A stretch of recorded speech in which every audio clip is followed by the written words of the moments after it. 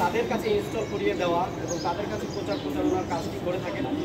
তাতে করে ওই সফটওয়্যারের মাধ্যমে যারা কল করেন সেই কলের একটা পার্সেন্টেজ এটা ওয়ালি সরাসরি ওখান থেকে পান, জার্মানিতে জামান পান এবং একটা অংশ সাইফুল ইসলাম বাংলাদেশে পান। এই অর্থটা আবার ওয়ালি ভূমির মাধ্যমে অথবা বিকাশের মাধ্যমে অথবা কোনো ব্যক্তি যখন দুবাই থেকে বাংলাদেশে আসে তার মাধ্যমে সাইফুল ইসলামের কাছে পাঠিয়ে দেন। আমরা যে তথ্য পেয়েছি যে প্রায় 4 থেকে 5 লাখ টাকা তার তার বেশি হতে পারে তিনি প্রতি মাসে ইনকাম করেন এবং তার আমার যেটি ধারণা যে তার ইনকামটা আরও বেশি হতে পারে, কারণ আমরা এখানে তার কাছে জমির বায়নানামা পেয়েছি যেটি ডেমরাতে প্রায় 5 কাঠার উপরে জমি 1,25,00,000 টাকায় যেটি কেনা হয়েছে।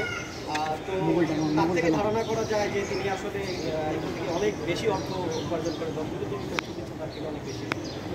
দুইটা প্রশ্ন আছে, একটা হচ্ছে যে এখানে আমরা দেখতে পেলাম যে এত রাষ্ট্রপতি যে আছে সবগুলো সবচেয়ে বেশি অ্যাক্টিভ সিমগুলো এই ব্যক্তি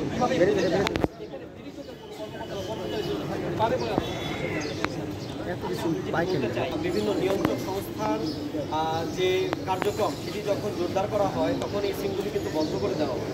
এই বন্ধ যাতে করে দেওয়া না হয় সেই জন্য তিনি যেটি করেন, তিনি আরেকটি সিম থেকে ইনফেক্ট সিমেরই আরেকটি সিম থেকে অন্য সিমে ক্রমাগত এটা SMS তিনি পাঠাতে থাকেন।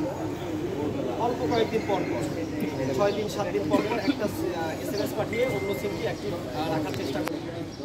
তিনি আমাদেরকে সেই তথ্য দিয়েছেন, কিন্তু তিনি এটি বলেছেন যে আগে যেরকম কিছুটা সুযোগ বেশি পাওয়া যেত, যে সরাসরি সিম বন্ধ হতো না, ব্যবসাটা ভালো ছিল, কিন্তু আমাদের যে অপারেটর এবং রেগুলেটরি সংস্থা যারা আছেন তাদের তৎপরতার কারণে এখন এই সিম বন্ধ হয়ে যাওয়ার প্রবণতাটা বেশি। এই জন্য তিনি আসলে বারবার তার কৌশল